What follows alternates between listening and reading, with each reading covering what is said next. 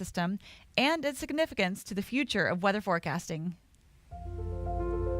The National Oceanic and Atmospheric Administration, with the support of their partners at the National Aeronautics and Space Administration, will launch the JPSS-1 satellite, the first operational satellite in NOAA's next-generation polar orbiting satellite system. Join us for a front row seat to this launch as we take you inside the JPSS-1 satellite. With an ever-growing need for environmental data, the United States relies on NOAA's Joint Polar Satellite System, or JPSS. This system provides the next significant technological and scientific advancement in observations gathered from a polar orbit. The images seen here were captured by NOAA's current polar orbiter, the NOAA-NASA Suomi MPP satellite. Still in orbit, it continues to forge a path for the JPSS program. Every time you check your phone or TV for your local weather, you're getting a forecast that relies on information provided by 3 of JPSS's state-of-the-art instruments: the Advanced Technology Microwave Sounder, the Visible Infrared Imaging Radiometer Suite, and the Cross-Track Infrared Sounder are critical for weather forecasters at NOAA's National Weather Service. In fact, 85% of the data feeding today's weather forecast models come from polar orbiting satellites like JPSS-1. The ATMS instrument is JPSS-1's next-generation cross-track microwave sounder, providing information about the physical properties of our atmosphere, such as temperature and moisture. The CRIS instrument aboard JPSS-1 will be the most advanced infrared sounder ever placed in orbit. With over 2,200 channels, each observing a different layer of the atmosphere, CRIS provides meteorological data in greater detail than ever before. The VIRS instrument collects visible and infrared imagery of Earth's land, atmosphere, cryosphere, and oceans, and produces a vast array of unique environmental observations. Some of our most stunning images of Earth from space, like the ones you see here, are produced by the VIRS instrument currently being flown on Suomi MPP. CRIS, ATMS, and VIRS are essential for the National Weather Service and daily weather forecasting. JPSS also features 2 other advanced instruments. They are the Clouds and the Earth's Radiant Energy System and the Ozone Mapping and Profiler Suite. The OMPS instrument monitors the health of the planet's ozone layer and continues a crucial global data stream produced by current ozone monitoring systems. JPSS-1's Ceres system is essential to understanding the amount of heat and energy radiating to and from Earth.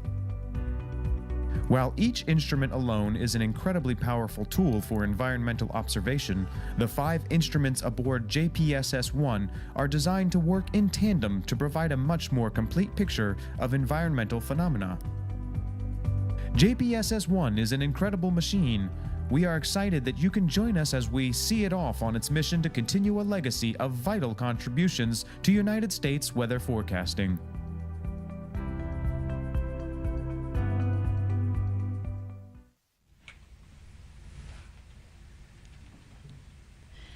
The Delta II rocket has a well-celebrated history with 153 vehicles previously flown.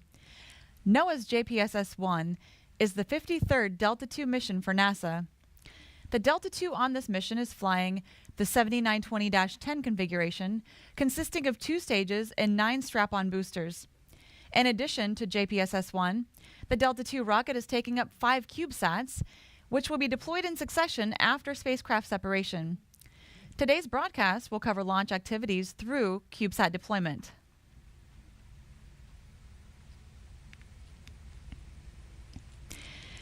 We're now about 15 minutes away from launch.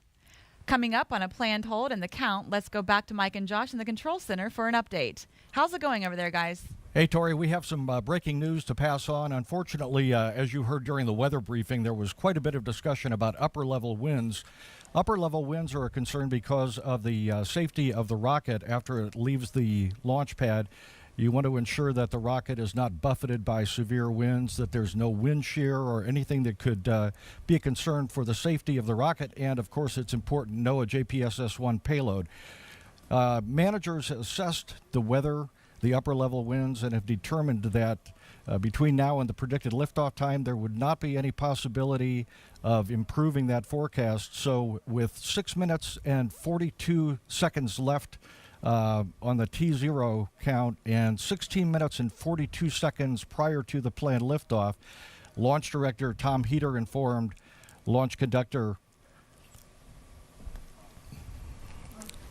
Scott Barney, sorry, I was listening to something in my ear, that we are calling the count for today. We have scrubbed for the day. They will continue to assess the situation for tomorrow, although, as you heard, upper-level winds look as if they are going to be fairly consistent for the next couple of days. Managers will convene a meeting and discuss precisely when the next launch opportunity will be. However, at this time, we're setting up for a 24-hour turnaround and a potential launch tomorrow at the same time, 1:47 a.m. Pacific time. We will, of course, pass on more information via the web and through other social means as possible as soon as we have some more concrete information. But for now, Tori, we're going to send it back to you with, once again, the information that we have scrubbed for today, primarily because of unacceptable upper-level winds that would be harmful to the safety of the Delta II rocket and the NOAA JPSS-1 payload. So back to you, Tori. Thanks, guys. So as you just heard, the launch has been scrubbed for today. We're setting up for a potential 24-hour turnaround. Live coverage on NASA TV will begin again at 1:15 a.m. Eastern Time. I'm sorry, that's Pacific Time. That concludes today's coverage. For more information about this mission, visit www.nesdis.noaa.gov or www.nasa.gov.